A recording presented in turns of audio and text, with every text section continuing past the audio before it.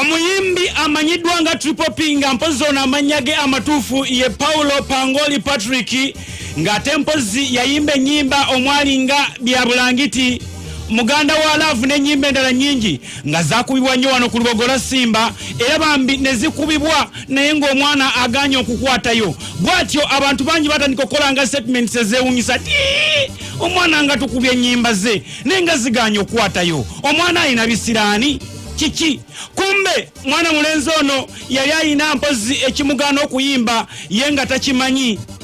kumbe omukulu ono ye mulangira omutuufu mpozi amanyiddwa nga Paulo Pangoli Patrick na ndoboli lyada owokubiri ng'ate mpozi yalina okubeera kabaka owa Bukedi ne Bugwere. Wawulira bino nga mpozi kati ye kabaka ow'ennono newankubadde nga waliwo kabaka aliwo amanyiddwa nga Bishopu Weyabire era nga mpozi ono yamanyiddwa mu mateeka ga Uganda wabula nga ate baga kigambibwa mu byennono. Triple P ye kabaka omutuufu katumufune. Wabula bagala sente bawoze bintu bya beeyi bye bagala bya beeyi ebibanyumira bya beeyi bye bambala bya beeyi n'ebizigo bya beeyi bagala weekend omutwaleko ku beach bakuwa zitwezi bagala we buzibu omutwaleko mu dance balabina abayimbi Uganda wa Love sente muganda wa Love Byabulangiti bye byasubyo wange nandekawo Byabulangiti byamulesa wana Triple P buza kwatuliza simu mbalamusiza kunnyo mwenna abantu baffe amanya agange nze omulangira Paulo Pangoli Patrick ndoboli lyada owokubiri era eyamanyika nga eyali omuyimbi Triple P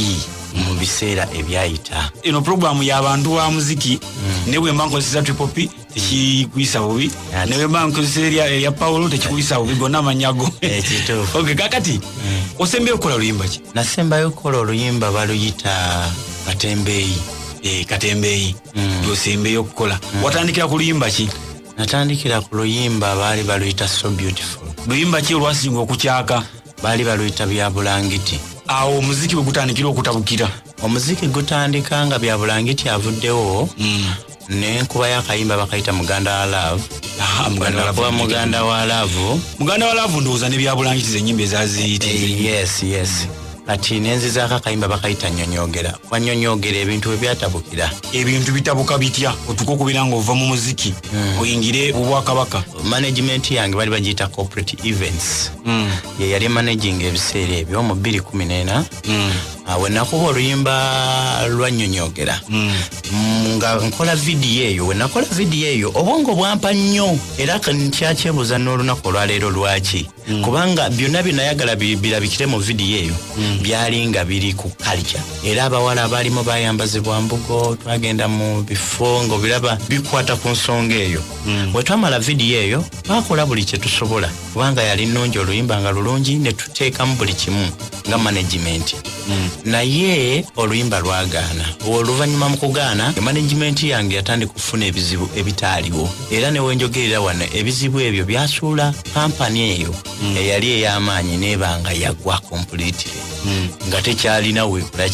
weeri contract ne bazisazaamu n'olunaku lwe bazisazaamu ebyange byonna we byatwalibwa we byasaanizibwawo kubanga n'amaka mwe nali mbeera ababbi bagayingira ku olunaku lwe basazaamu ne batwala buli kimu kuba nze nali neebaka ssaawa 8 naye ku olwo tulo twajja ne tunkwata essaawa 3 ababbi okutuuka ssaawa zaali 6 nga nze gwolaba nzira engulu naye nga buli kimu bakitudde. Kale kyekyamagiro kye twasooka okufuna ne tubanga nsigadde mu bbanga ng'omuntu. Bwe nasigala mu bbanga ng'omuntu obulamu bwankalubiriza nnyo ne ŋŋamba kiki. Awo nno we nafunira kye nali sirabangako nze nga ntudde butuuzi bwe nti ekintu ne kijja ne kinkwata lumu ebbu nga balinga abalaga nti bali mu kunkuba. Kyenva mpulira amaloboozi mu bbanga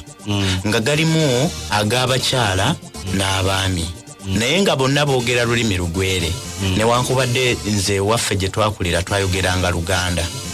naye ng'olugwere jjajja yalwogeranga kati ng'olugwere nsobola okuluwulira naye nga tolutegeera nga ndutegeera naye ng'okulwogera kizibu ya kakati eddoboozi ago gagamba nti gwe nkonze wange nti otumanyi nti si bamanyi ne bagamba nti mumwongere abasajja ne bankuba nenkaaba amaziga naye nga ndi awo nzekka ntudde mu ntebe nga njogera n'amaloboozi ag'enjawulo naye nga abantu tebasobola kukola ki okitegeera ne baŋŋamba nti ffe bajjajjaabo bino byonna by'obadde olaba by'obadde ogenda okufuuka maanyi gaffe naye obuzibu totumanyi kati mu butatumanya kuggyeko buli kimu ky'obadde olina mu nsi twagala otandike otutegeere naye ndoota ekirooto nga baŋŋamba nti okuyimba tokuddamu tukukooye era togezaako wabula ffe kyetugenda okukulaga kyogenda okukola nagezaako genda mu studio eya Digibawa newaliriza kubanga endongo yali musaayi era nga buli kimu nkikola nkyagala kuba music nali mwagala kyenga mumanyi bwe nagenda mu studio ya Digibawa poliisi yajja neyola studio namba newoboza Digibawa ne batutwala ne batusiba n'abaana ba Digibawa nange kenyini ne bansiba ngolo kyekibasibya nga tetulina musango poliisi yajja buzi netukwata mu kutukwata ne batutwala ne batusiba mu lusula mbwe mbeera mu komera nafuniramu obubaka nga jjajjange yafa nga ajja yeetooloola bwaseka bwagamba nti hei ondabi mbadde ngenda kusiba ennaku 7 naye tukusonye tugenda kusiba olunaku lumu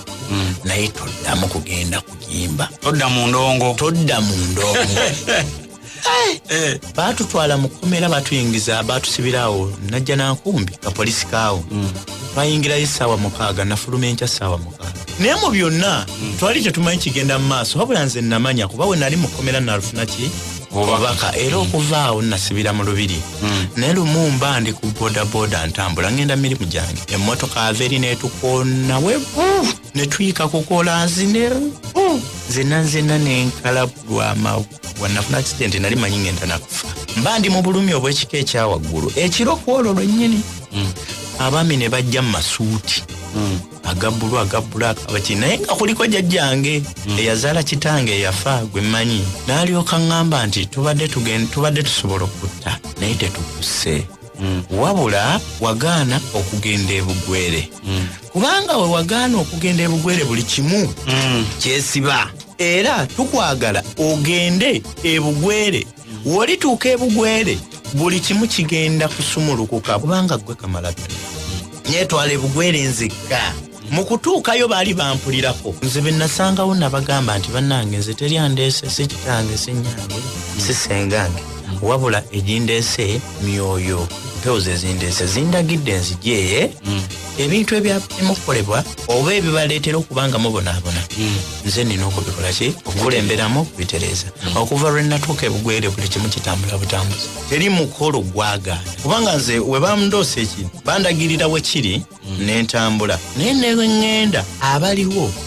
baba babalooseza nti waliwo omugenyi akola ki ajja natuuka owali obuyinza era owali ebijja by'abassekabaka abalamulanga Bukedi abantu benatuukawo ne baga otuuse wano jjajjaffe lya Dandooli Leo Wakida byebijja biri abo boolaba be bassekabaka abaafuganga Bukedi naye obwakabaka bwagwa ne bambulira system yonna nga bwe yali etambula naye ekyamagero kye nafunaawo nti we natuuka ku bijja enkuba neetonye mpitirivu ate yatonya mu kitundu ekyo kyokka ne banzijaawo ne bantwala owali embuga enkulu eri ewaffe gye bayita nti eyankuni ne bannamboozaawo mu kibira kyawo ne nvaawo ne bantwala ku lusozi era enkuba neekola etonye nenziribwa kiba kitegeeza mwina bakabaka babiri kati eri mu bugwere